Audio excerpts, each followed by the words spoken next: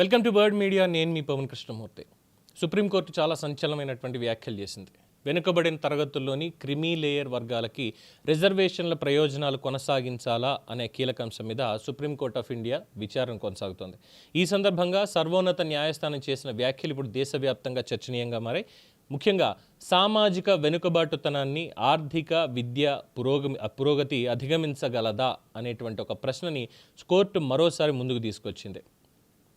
Creamy layer మినహాయింపుల మీద దాఖలైన పిటిషన్లను విచారించిన Justice BV Nagarathna, Justice Ujjal భూయాన్ల ధర్మాసనం అనేక కీలకమైనటువంటి ప్రశ్నలు సంధించింది. ముఖ్యంగా తల్లిదండ్రులు ఇద్దరు ఐఏఎస్ అధికారులు కాగా ప్రభుత్వ సేవల్లో ఉన్నత స్థానాలకి చేరుకుని స్థిరపడ్డప్పుడు వారి పిల్లలకి కూడా రిజర్వేషన్ల కోటా అవసరమా అని కోర్టు ప్రశ్నించింది.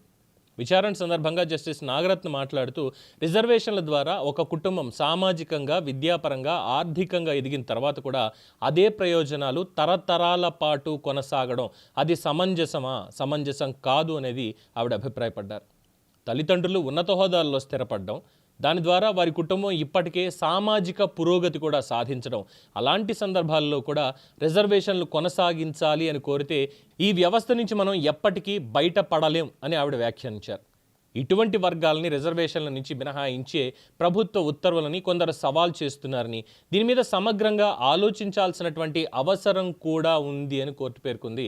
పిటిషనర్ల తరఫున హాజరైన సీనియర్ న్యాయవాది శశాంక్ రత్ను వాదనలు వినిపిస్తూ, సంబంధిత వ్యక్తులను వారి ఆదాయం ఆధారంగా కాకుండా ఉద్యోగ హోదా ఆధారంగానే క్రిమీ లేయర్గా గుర్తిస్తున్నారు అని తెలిపారు.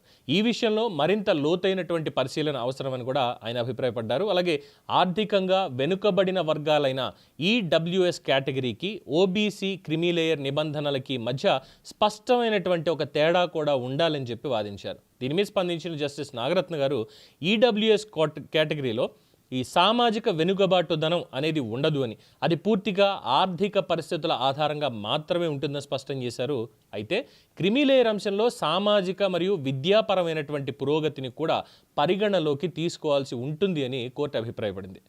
రిజర్వేషన్ల ప్రయోజనాలు ఒకే కుటుంబానికి లేదా ఇప్పటికే అత్యున్నత స్థాయికి చేరుకున్నటువంటి వర్గాలకి మాత్రమే పరిమితమైతే అదే వర్గంలో నిజంగా వెనుకబడిన పేద కుటుంబాలకి అన్యాయం జరుగుతుంది అని ధర్మాసనం వ్యాఖ్యానించింది.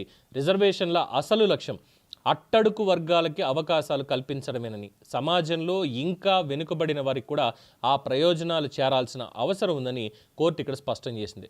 అయితే ఇదే అంశం మీద గతంలో ఇందిరా సాహ్ని జడ్జిమెంట్ సుప్రీంకోర్టు కీలక తీర్పిచ్చింది.